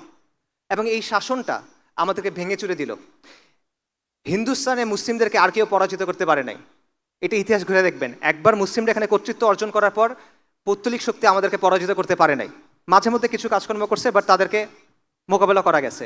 কিন্তু আমাদের পরাজিত করছে ফিরিঙ্গি কাফেররা, এবং তারা আমাদের পুরো সমাজ, আমাদের রাজনীতি, আমাদের অর্থনীতি, আমাদের শিক্ষা ব্যবস্থা সব ধ্বংস করে দিছে। কিভাবে ধ্বংস করছে? আমি ছোট ছোট কিছু এক্সাম্পল দিই। আমাদের গ্রামগুলো স্বনির্ভর ছিল, আমাদের গ্রামের সমাজগুলো স্বনির্ভর ছিল, তারা এটা পুরোপুরি ভেঙে দিল। তারা কি করলো? ইচ্ছামতো ট্যাক্স ছাপাই দিল। এবং আগে গ্রামগুলো এক হয়ে ট্যাক্স দিত, মানে পুরো গ্রাম একসাথে ট্যাক্স আদায় করতো। এখন তারা ঘরে ঘরে আলাদা করে ট্যাক্স নেওয়া শুরু করলো। এবং আগে পণ্য দিয়ে ট্যাক্স আদায় করা যেত, কৃষক তার ধান দিয়ে ট্যাক্স আদায় করবে। এখন হলো যে না, মুদ্রা দিয়ে ট্যাক্স আদায় করতে হবে। এইভাবে গ্রামের যে স্বনির্ভর অর্থনীতি ছিল সেটা ভেঙে গেল। তারা আমাদের কাছ থেকে ট্যাক্স নিত, সেই ট্যাক্সের টাকা দিয়ে আমাদের বানানো জিনিস কিনতো কম দামে। যেমন মসলিন, আপনারা জানেন ঢাকাইয়া মসলিনের বিখ্যাত জিনিস পুরো পৃথিবীতে খ্যাতি ছিল। নামমাত্র মূল্যে তারা এটা কিনে নিত, তারপর তারা এটা ব্রিটেনে পাঠাইতো, সেখানে তারা মুনাফা করত। টাকা আমাদের, শ্রম আমাদের, পণ্য আমাদের, মুনাফা ওদের। এটা হলো কোম্পানির শাসনের বাস্তবতা, ইস্ট ইন্ডিয়া কোম্পানির শাসনের বাস্তবতা। এবং এটাকে অনেক ঐতিহাসিক বলছে এটা হলো ডাকাতির শাসন। যেমন মার্কস বলছে এটা হলো নেইকেড প্লান্ডার, মানে নগ্ন লুটপাট। এবং আমেরিকান একজন ঐতিহাসিক আছেন রেজিনাল্ড রেইনল্ডস, সে বলতেছে এটা হলো robbery in the name of commerce, বাণিজ্যের নামে ডাকাতি। এই কাজটা তারা এখানে করছে। এবং এটার ফলে কি হয়েছে? যেই জায়গাটা ছিল হিন্দুস্তানের সবচেয়ে সমৃদ্ধ জায়গা, যেখানে 550 বছর মানুষ দারিদ্র কি চিনত না, সেখানে একের পর এক দুর্ভিক্ষ হওয়া শুরু করলো। যার মধ্যে বিখ্যাত একটা দুর্ভিক্ষ হলো 76-এর মনন্তর, ইংরেজি 1770 সালে এটা ঘটে। 76-এর মনন্তর, বাংলা হিসেবে বাংলা মাসে 1176। এবং এটা পুরোপুরি মানব সৃষ্ট একটা দুর্ভিক্ষ ছিল। কোম্পানি ফসল হওয়া মাত্র জোর করে নিয়ে গেছে, রপ্তানি করে দিছে, তারপর চড়া মূল্য দিয়ে দিছে। সাধারণ মানুষ কিনতে পারতেছে না। কেন পারতেছে না? ওই যে লুটপাট করছে আগে, কিনতে পারতেছে না। এর ফলে কি হলো? মানুষ মারা গেল। কত মানুষ মারা গেল? জনসংখ্যার 1/3, 1.5 কোটি মানুষ মারা গেল। ওই সময়কার ইংরেজদের গভর্নর জেনারেল ওয়ারেন হেস্টিংস বলতেছে প্রতি 16 জনে 6 জন মানুষ মারা গেছে। জনসংখ্যার 1/3 মানুষ মারা গেছে। ইংরেজদের যারা হিস্টোরিয়ান তারা বলতেছে বাবা মা খাবার জন্য সন্তান সন্ততিদের বিক্রি করে দিছে, তাও খেতে পারতেছে না। এবং তারা বলতেছে মানুষ মৃতদেহের শরীর থেকে মাংস নিয়ে খাইছে। এটা হলো কোম্পানির শাসনের বাস্তবতা। এটা, এবং এই সময়ে তারা মজমাস্তি করতেছে। ওয়ারেন হেস্টিংস লিখছে এখানে অনেক দুর্ভিক্ষ হচ্ছে, জনসংখ্যার 1/3 মারা গেছে, 1.5 কোটি মানুষ মারা গেছে, মানুষ লিটারেলি মানুষের মাংস খাচ্ছে, কিন্তু আমরা যথেষ্ট রাজস্ব তুলতে পারছি। 3 বছর আগে যে রাজস্ব তুলছি, এবছর এর চেয়ে ভালো রাজস্ব তুলছি, এটা তারা বলতেছে। আমাদের শিক্ষা ব্যবস্থা তারা ধ্বংস করে দিয়েছে। উইলিয়াম অ্যাডামস নামে এক ইংরেজ ঐতিহাসিক আছে, সে বলছে ইংরেজরা এখানে আসার আগে বাংলাদেশে হিন্দুস্তানে না, বাংলাদেশে 80,000 শিক্ষা প্রতিষ্ঠান ছিল। প্রতি 400 জনের জন্য একটা মাদ্রাসা ছিল। এবং এগুলো সব চলতো ওয়াকফের মাধ্যমে, সরকারের না, ওয়াকফের মাধ্যমে চলতো। কমিউনিটি এগুলোকে চালাতো। ইংরেজরা কি করলো? তারা সমস্ত ওয়াকফ বাজেয়াপ্ত করলো। নিষ্কর ভূমি বাজেয়াপ্ত করলো। তার ফলে আমাদের পুরো যে সামাজিক কাঠামোটা ছিল, আমাদের শিক্ষা প্রতিষ্ঠানগুলো ছিল, এই সব কিছু ভেঙে গেল। মুসলিম যেই মধ্যবিত্ত শ্রেণী এটা নাই হয়ে গেল, রাতারাতি এটা নাই হয়ে গেল, এবং আপনি শিক্ষা অর্জন করতে পারতেছেন না। তারপর তারা কি করলো, তারা রাষ্ট্রীয় কাজে ফার্সি ভাষা ব্যবহার হয়ে আসছে শত শত বছর ধরে, তারা হুট করে সেটা চেঞ্জ করে ইংরেজি করে দিল। মুসলিম তো ইংরেজি পারে না, সে ফার্সি পারে, তো কাজে সে যেতে পারতেছে না, সিস্টেম্যাটিক্যালি এক্সক্লুডেড। এবং তারা নতুন একটা জমিদার শ্রেণী তৈরি করলো, চিরস্থায়ী বন্দোবস্ত সূর্যাস্ত আইন, এটা আপনারা অনেকে নিশ্চয়ই পড়ছেন। এটার মাধ্যমে মুসলিম যেই অভিজাত শ্রেণী ছিল এটাকে মুছে দেওয়া হলো, এবং সেটার জায়গায় নতুন একটা জমিদার শ্রেণী তৈরি করা হলো। এই নতুন জমিদার শ্রেণী কারা? এরা হলো যাদের নাম হলো দেব, যাদের নাম হলো মিত্র, যাদের নাম হলো বসাক, যাদের নাম হলো শীল। এরা হলো সেই নতুন জমিদার শ্রেণী। কালকে পর্যন্ত যারা মুসলিমদের অধীনে ছোট ছোট চাকরি করত, এরা এখন মুসলিমদের উপর জমিদার হয়ে গেল, এবং এরা কোম্পানি জুনিয়র পার্টনার হিসেবে, ইংরেজদের জুনিয়র পার্টনার হিসেবে আমাদের উপরে শোষণ চালাতে লাগলো। তো এই হলো একটা ছোট্ট সামারি যে ফিরিঙ্গি কাফেরদের শাসনের ফলে আমাদের এখানে কি অবস্থা হয়েছে। 1757 সালে রাজনৈতিক পরাজয়, সামরিক পরাজয়, তারপর চিরস্থায়ী বন্দোবস্ত 1793-এ, সূর্যাস্ত আইন, এটার মাধ্যমে মুসলিম অভিজাত শ্রেণী ধ্বংস হয়ে গেল, শিক্ষা ব্যবস্থা ধ্বংস হয়ে গেল, ওয়াকফ, নিষ্কর ভূমি সব তারা নষ্ট করে দিল, আমাদের পুরো সমাজকার ধ্বংস হয়ে গেল। যারা ছিল হিন্দুস্তানের শাসক, যারা ছিল এইখানের কর্তৃত্বের অধিকারী, সম্মান এবং মর্যাদার অধিকারী, তারা অল্প কয়েক দশকের মধ্যে নিরক্ষর, অশিক্ষিত, দুর্বল, লাঞ্ছিত হয়ে গেল। এটা হলো আমাদের লাঞ্ছনার অধ্যায়। এবং একজন আইরিশ দার্শনিক আছে, এডমন্ড বার্গ, বিখ্যাত দার্শনিক, সে বলছে যে কোম্পানি বা ফিরিঙ্গিদের যে শাসনটা এখানে ছিল এটা হলো আ রুল অফ ভায়োলেন্স অ্যান্ড অপ্রেশন, সহিংসতা আর জুলুমের শাসন, আর টাইরানি দ্যাট নেভার রেস্টেড, নিরন্তর স্বৈরাচার, নিরন্তর অত্যাচার। এবং বলছে এটা হলো নেকড়ের শাসন, আ রুল অফ ওলস। কিন্তু এখানে আসলে শেষ না, এইখানে আমাদের আজাদির আন্দোলনের নতুন ধারা কিন্তু এই সময়ে শুরু হওয়া। ইংরেজ শাসনের প্রথম 100 বছরে মুসলিমরা কি করছে? তারা একের পর এক বিদ্রোহ করছে। লর্ড ক্লাইভ, সোকল লর্ড, সে ব্রিটেনে এক চিঠি পাঠাইছে, সেখানে সে বলছে মুসলিমরা সবসময় বিদ্রোহের জন্য প্রস্তুত, যখন তারা মনে করে সাফল্যের একটু সম্ভাবনা আছে তারা বিদ্রোহ করে। আরেক সোকল লর্ড ছিল লর্ড ক্যানিং, সে বলছে যে ব্রিটিশ শাসনের প্রথম 100 বছরে মুসলিম মানে ছিল বিদ্রোহ। হিন্দুরা কিন্তু বিদ্রোহ করে নাই, তারা কিন্তু ব্রিটিশ শাসনকে স্বাগত জানাইছে, কিন্তু মুসলিমরা ক্রমাগত একের পর এক বিদ্রোহ করে গেছে। কীরকম? পলাশির ঘটনা হলো 1757 সালে, এর মাত্র 6 বছর পর 1763 সালে একটা জনযুদ্ধ এই বাংলায় শুরু হয়। আপনারা ফকির মজনু শাহর নাম শুনছেন। ফকির মজনু শাহ যে আন্দোলন শুরু করছিলেন সেটা হলো পুরো এই বাংলায় ইংরেজ শাসনের বিরুদ্ধে একটা গেরিলা যুদ্ধ। হিস্ট্রি পড়ে দেখেন, এটা ঐতিহাসিকদের কথা, এটা হলো ইংরেজ শাসনদের বিরুদ্ধে একটা গেরিলা যুদ্ধ। অল্প কয়েক হাজার মানুষের তারা শুরু করছিল। তারা প্রথম আক্রমণ করছিল ঢাকাতে, ইংরেজের একটা কুঠিতে, তারপর এটা পুরো বাংলায় ছড়ায় পড়ে, এবং এক পর্যায়ে এই তাদের বাহিনীতে 50,000 মানুষ হয়ে যায়। এবং ফকির মজনু শাহর পরিচয় কি এটা কিন্তু কেউ নিশ্চিত না এখনো পর্যন্ত। খুব ইন্টারেস্টিং ব্যাপার, এই আন্দোলন 1763 থেকে শুরু করে 1800 সাল পর্যন্ত চলছে, 38 বছর বা 37 বছর, প্রায় 4 দশক ধরে চলা একটা আন্দোলন। এটাকে শুরু করলো, তার পরিচয়টা কেউ জানে না এখনো, ইংরেজরা তার পরিচয় সংরক্ষণ করে নাই। কিন্তু অনেক ঐতিহাসিক বলেন যে তার পরিচয় হলো নূর উদ্দিন মোহাম্মদ বাকির জং, যিনি একটা মুঘল শাহজাদা, এটা অনেকে দাবি করে থাকেন। এবং এই সময়ে অনেকগুলো বিদ্রোহ ঘটলো যেগুলো একই সাথে জড়িত, যেমন ত্রিপুরাতে শমশের গাজীর বিদ্রোহ, সন্দ্বীপে আবু তোরাবের বিদ্রোহ, মোমেন শাহিতে করম শাহের বিদ্রোহ, এবং একের পর এক এরকম বিদ্রোহ চলতে থাকে কন্টিনিউয়াসলি 3 দশক। এই সময়টায় যখন বাংলায় ফকির মজনু শাহর নেতৃত্বে এই লড়াই চলতেছে বা তার অনুসারীরা লড়াই করতেছে, তখন 1798 সালে মহীশূরে টিপু সুলতান, মহীশূরের বাঘ, ইংরেজদের বিরুদ্ধে জিহাদ করতেছেন, এবং তিনি এই জিহাদে শহীদ হয়ে গেলেন। তিনি যখন শহীদ হয়ে গেলেন তখন তাকে যে পরাজিত করছিল সেই ইংরেজ বাহিনীর প্রধান ছিল কর্নওয়ালিস। কর্নওয়ালিস যখন কলকাতায় আসলো তখন কলকাতার যারা ধনিক শ্রেণী, কলকাতার যারা জমিদার, কলকাতার যারা বাবুরা, তারা কি করলো? তারা তাকে একটা স্বাগতম জানাইলো, তারা তার জন্য একটা অনুষ্ঠান করলো, তারা তার জন্য বাংলা এবং ফরাসিতে একটা মানপত্র লিখে দিল। এটা ছিল বাস্তবতা। এরপর শুরু হয় উপমহাদেশের বা হিন্দুস্তানের সম্ভবত সবচেয়ে শক্তিশালী যে তাজদিদের ধারা, সেটা হলো শাহ ওয়ালিউল্লাহ মুহাদ্দিস দেহলভী রাহিমাহুল্লাহ, তার শুরু করা তাজদিদ। এটা শুরুটা হলো দিল্লিতে। দিল্লিতে একটা ছোট মাদ্রাসা ছিল, মাদ্রাসার রাহিমিয়া। এই মাদ্রাসার প্রতিষ্ঠাতার নাম হলো শাহ আব্দুর রাহিম।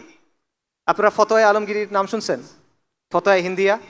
এটা একটা কমিটি তৈরি করছিল, সংকলন করছিল। এই কমিটিতে শাহ আব্দুর রাহিম ছিলেন এবং তার মাদ্রাসা ছিল মাদ্রাসার রাহিমিয়া। এই মাদ্রাসার যে প্রতিষ্ঠাতা শাহ আব্দুর রহিম, তার ছেলের নাম হলো শাহ ওয়ালিউল্লাহ মুহাদ্দিস দেহলভি রাহিমাহুল্লাহ। বলা হয় উনি হলেন শেখুল ইসলাম ইবনু তাইমিয়া এবং ইমাম আল গাজ্জালির মিক্স, এবং এই মিক্স খালি উপমহাদেশে সম্ভব, আর কোথাও আসলে সম্ভব না। তো উনি তাজদিদের একটা ধারা শুরু করলেন, উনি ইলমি একটা ধারা শুরু করলেন। তার ছেলে হলো শাহ আব্দুল আজিজ মুহাদ্দিস দেহলভি রাহিমাহুল্লাহ। 1803 সালে তিনি একটা ফতোয়া দিলেন। এই আলোচনা আমি অন্য জায়গাতেও করছি, আপনারা শুনছেন নিশ্চয়ই, অন্যদের কাছেও শোনার কথা, বিখ্যাত ঘটনা। 1803 সালে তিনি একটা ফতোয়া দিলেন, সেটা হলো ইংরেজদের শাসন, ফিরিঙ্গিদের যে শাসন, এই শাসনটা যেহেতু ইসলাম এখানে নাই, তাহলে ভারতবর্ষ হিন্দুস্তান এখন দারুল হার্ব, ফিকের দৃষ্টিতে এটা দারুল হার্ব। শাহ আব্দুল আজিজের এই ফতোয়া তখন অনেকেই গ্রহণ করে নিল, এবং শাহ ওয়ালিউল্লাহ মুহাদ্দিস দেহলভির যে তাজদিদের ধারা, শাহ আব্দুল আজিজ রাহিমাহুল্লাহর যেই ফতোয়া, এটার ফলাফল হলো তরিকায় মুহাম্মাদিয়া আন্দোলন বা জিহাদ আন্দোলন। এটা এই নামেই পরিচিত, জিহাদ আন্দোলন। ইংরেজরা এটাকে বলে ভারতবর্ষের ওয়াহাবি আন্দোলন, কিন্তু এটা আসল নাম হলো তরিকায় মুহাম্মাদিয়া। ইমাম সাইয়্যেদ আহমেদ শাহিদ, আপনারা তার নাম শুনছেন, তিনি এই আন্দোলন শুরু করলেন। ওনার জন্ম হলো 1786-তে।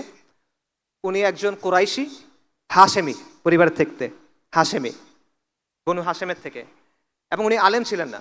উনি একজন যোদ্ধা ছিলেন, উনি একজন আবেদ ছিলেন, উনি একজন জাহিদ ছিলেন, এবং ওনার ব্যাপারে যত বর্ণনা আছে এটা শুনে মনে হয় যে উনি একজন ওয়ালি ছিলেন আল্লাহ। উনি একটা জামাত তৈরি করলেন, যে জামাতটার নাম হলো তরিকায়ে মুহাম্মাদিয়া, এবং তাদের উদ্দেশ্য ছিল ভারতবর্ষ, হিন্দুস্তানে মুসলিমদের জন্য একটা ভূখণ্ডে ইসলামী শাসন কায়েম করা। তাদের স্লোগান ছিল এলাই কালেমা রব্বুল আলমিন ইহে সুনানে সৈয়দুল মুরসালিন। আল্লাহ রব্বুল আলমের কালেমাকে উঁচু করা, নবী সাল্লাল্লাহু আলাইহি ওয়াসাল্লামের সুন্নাহকে জীবন্ত করা। উনি পুরা ভারতবর্ষে সফর করে বেড়ালেন। 1812 সালে একবার, 1821-এর পরে একবার, পুরো ভারতবর্ষে সফর করলেন। এবং সফর করে উনি মানুষকে তাওহীদ, ঈমান, সুন্নাহ শিক্ষা দিলেন, এবং কুফর, শিরক, বিদা, জাহিলিয়াত থেকে ফেরত আসার জন্য আহ্বান করলেন। এটা প্রথমবার, প্রথম সফরের সময় পুরো ভারতে একটা নেটওয়ার্ক তৈরি হলো। পরের বার যখন গেলেন তাহলে বায়াত নিলেন। আগেরবার বায়াত ছিল তরিকায় মুহাম্মাদিয়ার বায়াত, পরের বারে বায়াত ছিল জিহাদের বায়াত। এবং এই তরিকায় মুহাম্মাদিয়া আন্দোলন পরবর্তীতে 1831 সালে, একটু আগে বলতেছিলাম, 6 মে বালাকোটের প্রান্তরে শিখদের সাথে লড়াইয়ে তিনি সাইয়্যেদ আহমেদ শহীদ হয়ে যান। শাহ মোহাম্মদ ইসমাইল রাহিমাহুল্লাহ, তিনিও শহীদ হয়ে যান। কিন্তু এই আন্দোলনের প্রভাবটা এরপরে থেকে যায়। আমি একটু আগেই বলছি, উপমহাদেশের যতগুলো দিনী ধারা আছে এগুলো কোনো না কোনোভাবে এই তরিকায় মুহাম্মাদের সাথে যুক্ত। আকাবিরে দেওবন্দ, আকাবিরে আহলুল হাদিস, সবাই এটার সাথে যুক্ত।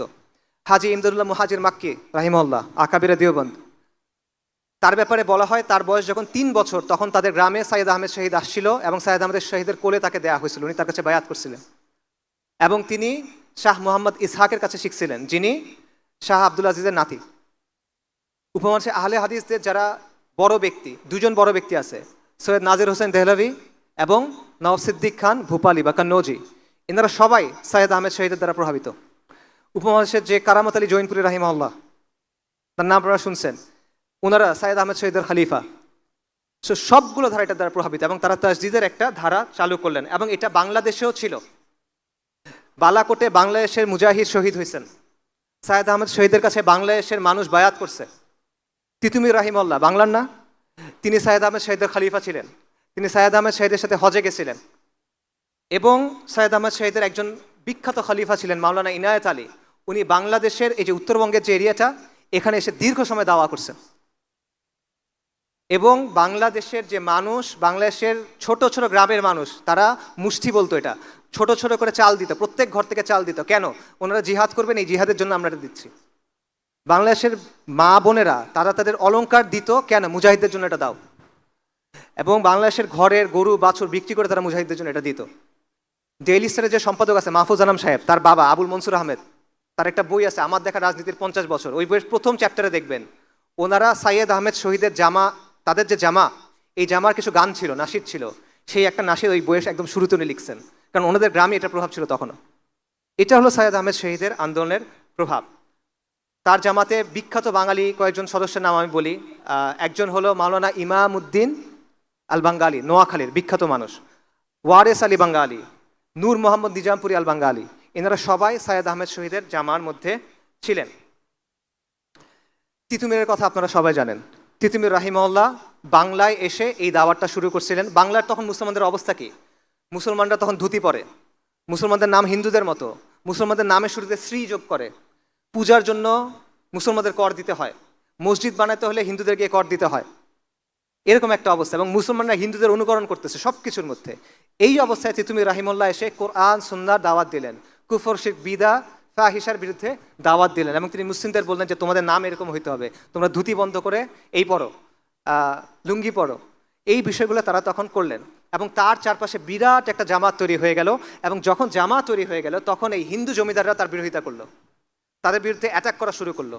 এবং তখন নারিকেল বাড়িয়াতে একটা বিরাট মসজিদ ছিল, সেইখানে তারা একটা কেল্লা তৈরি করলো, যেটার নাম হলো বাঁশের কেল্লা।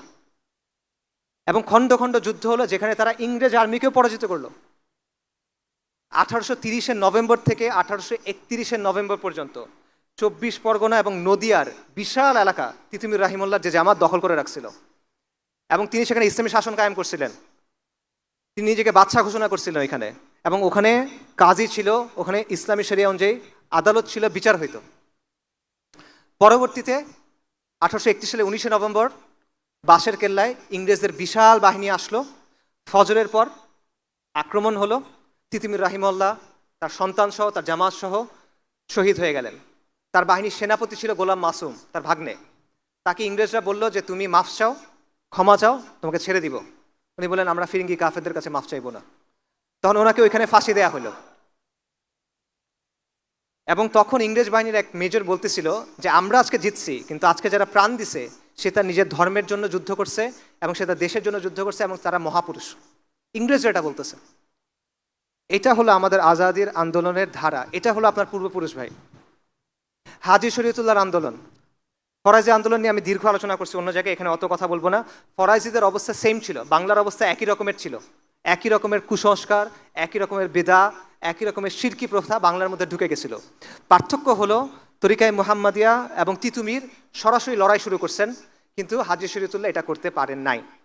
তারা প্রথমে সমাজের মধ্যে দাওয়াতি কাজ করছেন, ইসলাহি কাজ করছেন, মানুষকে দিনের দিকে ডাকছেন।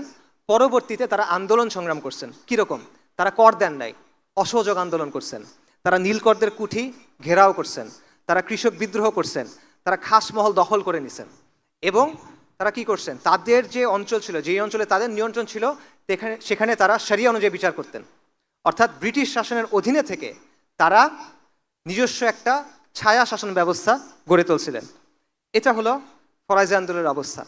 এবং ফরাইজি আন্দোলনের স্লোগান ছিল যে তারা বলছিল যে জমিন যার, লাঙ্গল যার, জমিন তার। এবং তাদের স্লোগান ছিল যে সৃষ্টি যার, আইন তার। এগুলো তাদের স্লোগান। এবং এই যে তরিকায়ে মুহাম্মাদিয়া যে আন্দোলন, জিহাদ আন্দোলন, তিতুমির রাহিমাহুল্লাহ যে আন্দোলন, হাজী শরীয়তুল্লাহ যে আন্দোলন, এগুলো সব একসুতায় গাথা। এবং এটা কীরকম ছিল যে ফরাইজি আন্দোলনের প্রভাব ছিল বাংলার পূর্ব দিকে এবং দক্ষিণ দিকে, আর তরিকায়ে মুহাম্মাদিয়ার যে আন্দোলন, এটার প্রভাব ছিল উত্তর এবং পশ্চিমবঙ্গে। এবং এই দুটো মিলে পুরো বাংলা কাভার হয়ে যায়। এবং ইংরেজরা এই দুটাকে একই মনে করতো, এই জন্য তারা দুটাকেই বলতো ওয়াহাবি আন্দোলন, যদিও এই দুটার মধ্যে কিছু পার্থক্য ছিল। এরপর হলো ওলামায়ে সাদিকপুর। এটা হলো সৈয়দ আহমেদ শহীদের আন্দোলনের সবচেয়ে সক্রিয় যে ধারা, সেটা হলো ওলামায়ে সাদিকপুর। সৈয়দ আহমেদ শহীদ 1831 সালে শহীদ হয়ে গেলেন।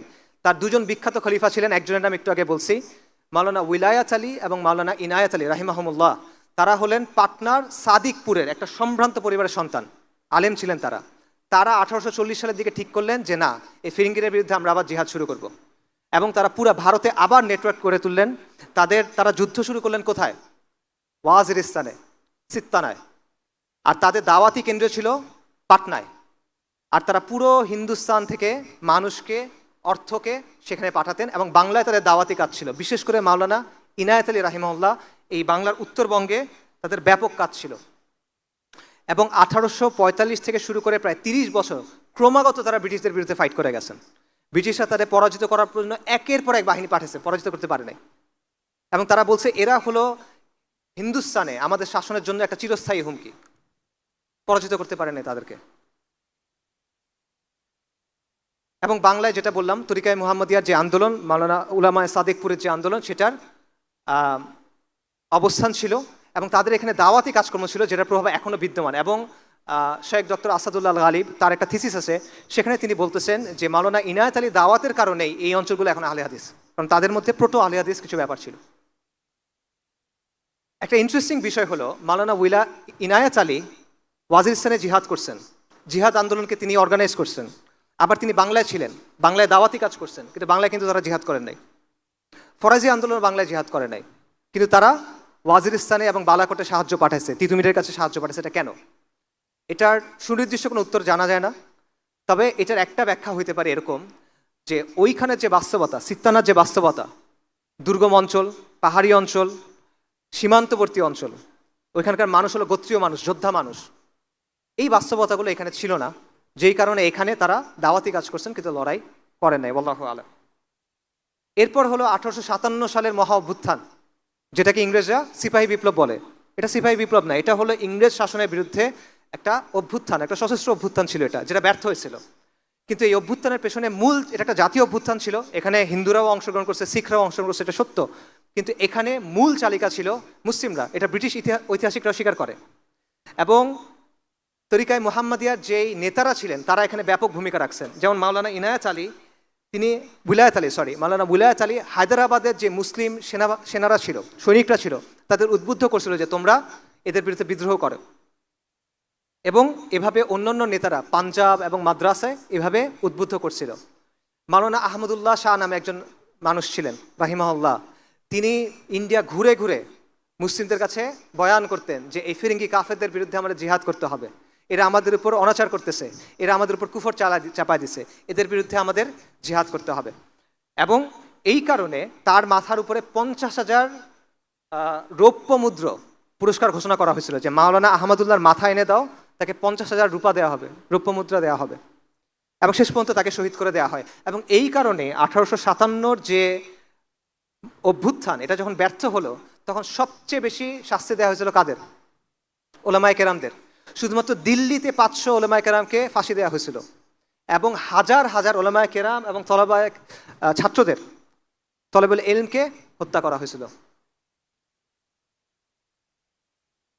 শামেলির কথা আপনারা জানেন, 1857 সালের কথা। উত্তরপ্রদেশে একটা জায়গা আছে শামেলি, সেই জায়গাতে ব্রিটিশরা পালা যায়, মুসলিমরা রাস্তায় বের হয়ে আসে, এবং 3-4 মাসের মতো এখানে মুসলিমদের শাসন ছিল।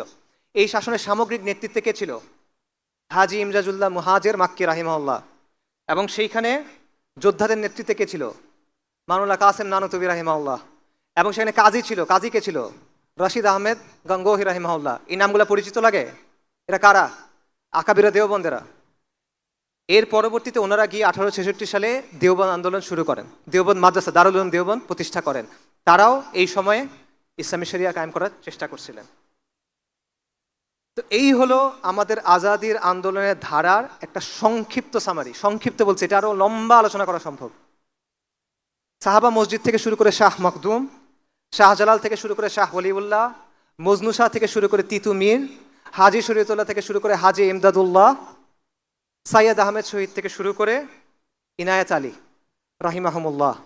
এটা হলো আমাদের উত্তরাধিকার, এটা হলো আমাদের সিলসিলা, এটা হলো আমাদের আদর্শ, এটা হলো আমাদের পরিচয়। আপনারা এই সিলসিলার মানুষ, আমাদের কাছে ইসলামটা এসে পৌঁছাইছে, আজকে এসে আমরা এখানে আলোচনা করতেছি। অবশ্যই এটা আল্লাহ আজ্জা ওয়া জাল্লার ইচ্ছা, বাকি এই মহান মানুষদের কুরবানি, এই মহান মানুষদের ত্যাগ তিতিক্ষার কারণে।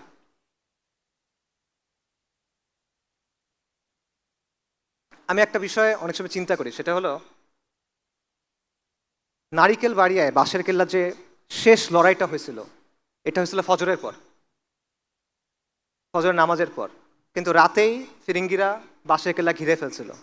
আমি যেটা চিন্তা করি সেটা হলো, এই লড়াইটার আগে তিতুমির রাহিমাহুল্লাহ কি চিন্তা করতেছিলেন?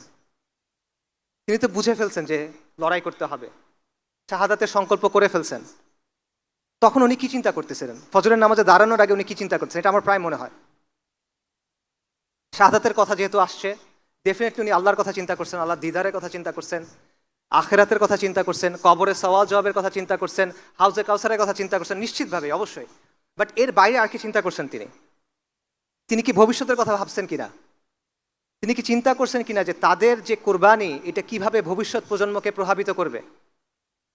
তিনি কি এটা ভাবছেন কিনা যে তারা যে রক্ত দিচ্ছেন, তারা রক্ত দিবেন, কিন্তু এই রক্তের স্রোত শতাব্দী থেকে শতাব্দীতে প্রভাবিত হবে। এই রক্তের স্রোত, এই রক্তের ঋণ প্রজন্ম থেকে প্রজন্মান্তরে থেকে যাবে, এটা উনি ভাবছিলেন কিনা?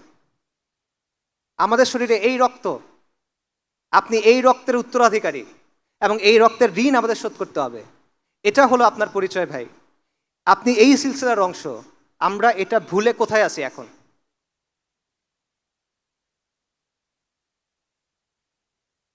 চিন্তা করে দেখেন, ওনারা যদি দেখতো যে এত কুরবানির পর আজকে মুসলমানের ছেলেরা তারা কাফেরদের অনুকরণ করতেছে, তারা মুশরিকদের অনুকরণ করতেছে, তাদের কাছে আসলে কেমন লাগতো? চিন্তা করে দেখেন যে তারা যদি দেখতে, ওদের কথা বাদ দেন, যারা দিনের কথা বলে, যারা দিনকে বিজয়ী করার স্বপ্ন দেখে, তাদের আচার আচরণের মধ্যে নবী সাল্লাল্লাহু আলাইহি ওয়াসাল্লামের সুন্নাত নাই, তাদের আদব আখলাকের মধ্যে নবী সাল্লাল্লাহু আলাইহি ওয়াসাল্লামের সুন্নাত নাই, দিনের জন্য সিরিয়াসনেস নাই, খালি জজবা আছে, সাময়িক উত্তেজনা আছে, এটা যদি তারা দেখতেন তাদের কাছে কেমন লাগতো?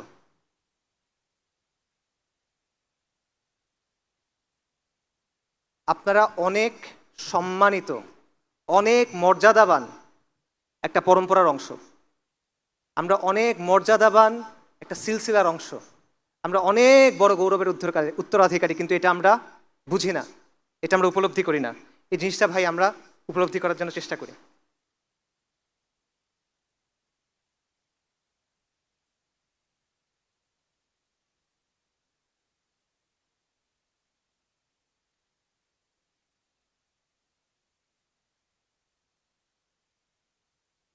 শাপলার কথায় ফেরত আসি। আমি বলছিলাম যে শাপলা আমার কাছে কোনো একক সংগঠনের কোনো কর্মসূচি না, শাপলা একদিনের বিষয়ও না। আমি মনে করি শাপলা একটা চেতনার নাম, শাপলা একটা স্বপ্নের নাম। শাপলা হলো নবী সাল্লাল্লাহু আলাইহি ওয়াসাল্লামের ভালোবাসায়, তার শান এবং মর্যাদার জন্য নিজের জান কুরবান করার জুনুন, এটা হলো শাপলা। শাপলা হলো আল্লাহর জমিনে আল্লাহর দিন কায়েম করার তামান্না। শাপলা হলো তাওহীদের ভিত্তিতে সমাজ এবং সভ্যতা নির্মাণের সংকল্প। শাপলা হলো আমাদের আজাদির আন্দোলনের ধারাবাহিকতা। এবং এই চেতনা নতুন না, আমি আপনাদের নতুন কোনো কিছুর কথা বলতেছি না। এই চেতনা এই মুসলিম বঙ্গে বারবার ফিরে ফিরে আসছে, এক একবার এক এক চেহারায়, এক একবার এক এক রূপে এটা আত্মপ্রকাশ করছে। কখনো শাহ ওলিউল্লাহ মুহাদ্দিস দেহলভী তাজদীদে, কখনো তরিকায় মুহাম্মাদিয়া জিহাদে, কখনো তিতুমিরের বাঁশের কেল্লায়, কখনো হাজী শরীয়তুল্লাহ সামাজিক আন্দোলনে। বারবার এই চেতনা ফিরে ফিরে আসছে। এই চেতনা ফিরে আসছে 1857 মহা অভ্যুত্থানে, এই চেতনা ফিরে আসছে আকাবিরে দেওবন্দের আন্দোলনে, উলেমায়ে সাদিকপুরের জিহাদে। এই চেতনা চালিত করছে মাওলানা মওদুদীকে, এই চেতনা চালিত করছে মাওলানা ইসরার আহমেদকে, এই চেতনা চালিত করছে মাওলানা আব্দুর রহিমকে এবং তাদের প্রকল্পকে, এবং এই চেতনা আলোকিত করছে শাইখুল হাদিস মুফতি আমিনী আল্লামা আহমেদ শফি তাদের কাজকে রাহিমাহুমুল্লাহ। এই চেতনা বারবার ফিরে আসছে, কখনো হয়তোবা দুর্বল হয়ে, কখনো হয়তোবা সীমাবদ্ধ হয়ে, কখনো হয়তোবা ত্রুটি নিয়ে, কখনো হয়তোবা মুমূর্ষ হয়ে, কিন্তু এই চেতনা কখনো হার মানে নাই। শত শত বছরে যে উত্থান পতন ঘটছে, কখনো এই চেতনা হার মানে নাই, বরং বন্দিত্ব, নির্বাসন, নির্যাতন এই সব কিছু উপেক্ষা করে রক্তের নদী পার হয়ে লাশের পাহাড় ঠেলে এই চেতনা বাংলায় এসে বলে গেছে লাব্বাইক ইয়া আল্লাহ লাব্বাইক। শাপলা কেবলমাত্র শাহবাগের প্রতিক্রিয়া না, শাপলা কেবল একদিনের আন্দোলন না। শাপলা হলো ফিরিঙ্গিদের চাপায় দেওয়া সেকুলার ব্যবস্থার বিরুদ্ধে, ফিরিঙ্গিদের চাপায় দেওয়া নিজামের বিরুদ্ধে বিদ্রোহ করে নিজামে ইসলাম কায়েম করার তামান্না। এমন একটা সভ্যতা কায়েম করার তামান্না যেখানে সমাজের ভিত্তি হবে ঈমান এবং ইসলামী মূল্যবোধ, যেখানে ব্যক্তি থেকে শুরু করে শাসন সব কিছু তাওহীদের ভিত্তিতে বিন্যস্ত হবে, এবং যেখানে শাসনের ভিত্তি হবে শরিয়া, আইনের উৎস হবে আল্লাহর কিতাব। যতদিন এই কওমের মধ্যে তাওহীদি চেতনা থাকবে, যতদিন এই মুসলিম বঙ্গের মানুষের মধ্যে ঈমান থাকবে, ততদিন এই চেতনা বারবার সামনে আসবে। কখনো মক্তব থেকে আসবে, কখনো মাদ্রাসা থেকে আসবে, কখনো স্কুল কলেজ বিশ্ববিদ্যালয় থেকে আসবে, কখনো গ্রামের মাটি থেকে আসবে, কখনো এই শহরের কংক্রিটের জঙ্গলের ভেতর থেকে আসবে। কিন্তু প্রজন্ম থেকে প্রজন্মে এই আন্দোলন চলবে, হাত থেকে হাতে মশাল ঘুরবে, কিন্তু আমাদের আজাদির আন্দোলন চলমান থাকবে। এবং যতদিন পর্যন্ত এই অঞ্চলের মানুষের মধ্যে ঈমান থাকবে, তাওহীদের অনুসারীরা এই মাটিতে খুঁটি গেড়ে বলবে লাব্বাইক ইয়া আল্লাহ লাব্বাইক। এই আন্দোলন চলবে যতক্ষণ পর্যন্ত এই জমিনে আল্লাহর দিন কায়েম না হয়, এবং ইনশাআল্লাহ এই জমিনে আল্লাহর দিন কায়েম হবে।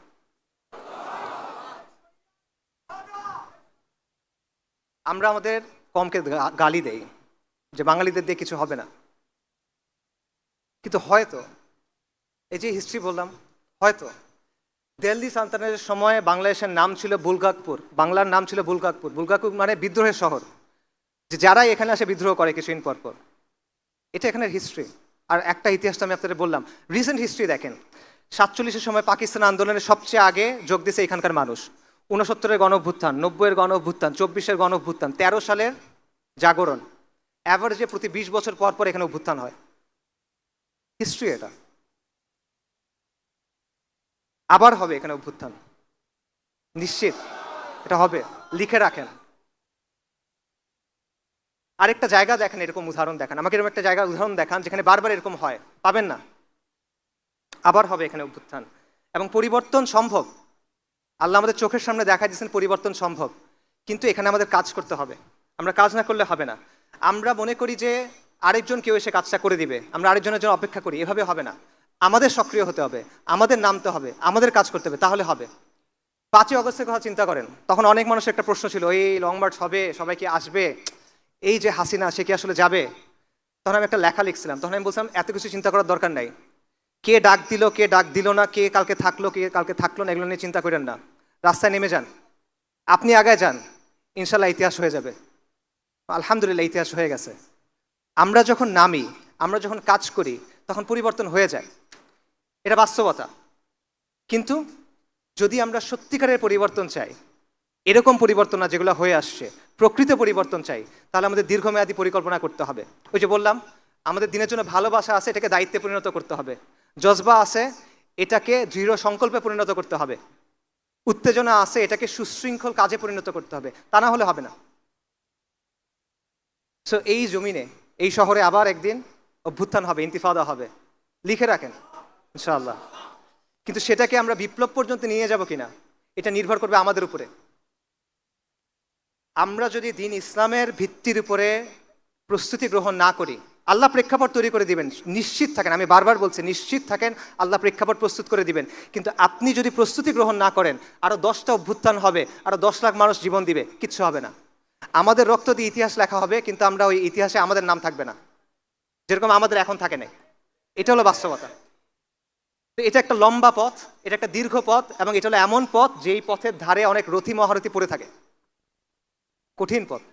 এই পথে হাঁটবেন কিনা এটা আপনারা চিন্তা করেন, নিজেকে প্রশ্ন করেন, সিদ্ধান্ত নেন। ওই যে বললাম, আলোচনাগুলো যেন এমন হয়, আয়োজনগুলো যেন এমন হয়, বাসায় গিয়ে যেন কিছু নিয়ে যেতে পারেন, নিজেকে যেন প্রশ্ন করতে পারেন, নিজেকে প্রশ্ন করেন এই পথে আপনি যেতে চান কিনা, এই পথে আপনি আগাতে চান কিনা।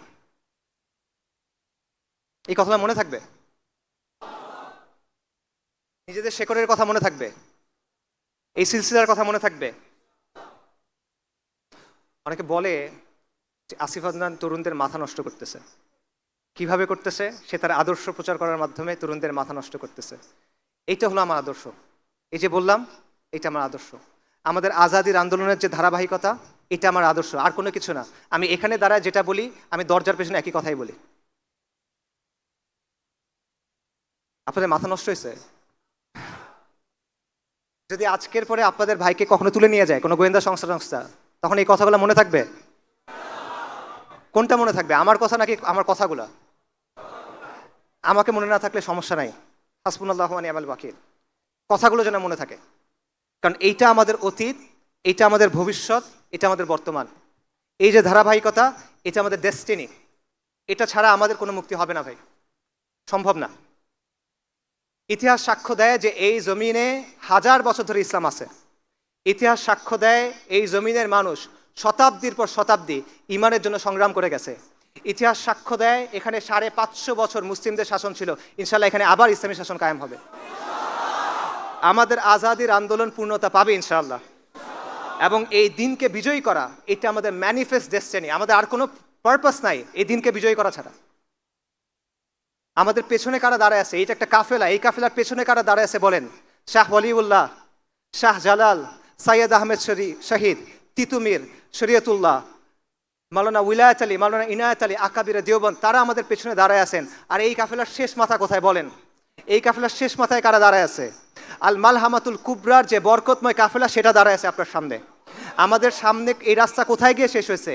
আল মাহাদি আল মুনতাজারের যে আবির্ভাব, সেখানে গিয়ে শেষ হয়েছে। সাইয়েদানা ঈসা ইবনে মারইয়াম আলাইহিমুস সালাতু ওয়াস সালাম, তার যে আবির্ভাব, সেখানে গিয়ে এটা শেষ হয়েছে। এই আন্দোলন চলমান থাকবে। আর প্রতিশ্রুতি আল্লাহ দিছেন সাফল্যের। এই প্রতিশ্রুতি গ্রহণ করেন, এই দায়িত্ব গ্রহণ করেন।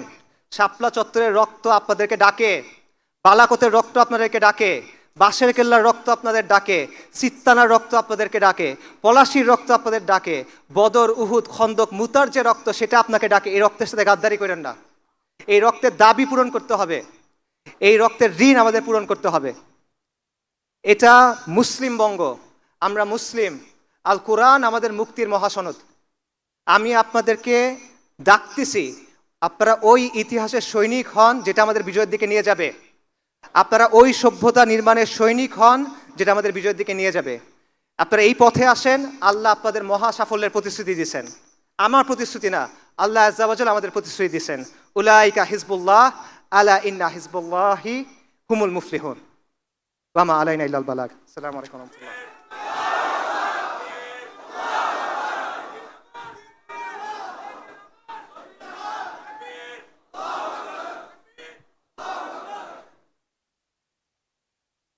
तकबीर तकबीर। तेरा मेरा रिश्ता क्या, तेरा मेरा रिश्ता क्या? ए दिन अमर, ए दिन अमर, सबीलुना सबीलुना, तरीकुना तरीकुना, इम्मा शहादा, इम्मा शहादा। ঘুরে ডাকছে তোমারি ভাই, মিটাবে জুলুম চিরতরে, তাকে কোথা খুঁজে বলো পাই।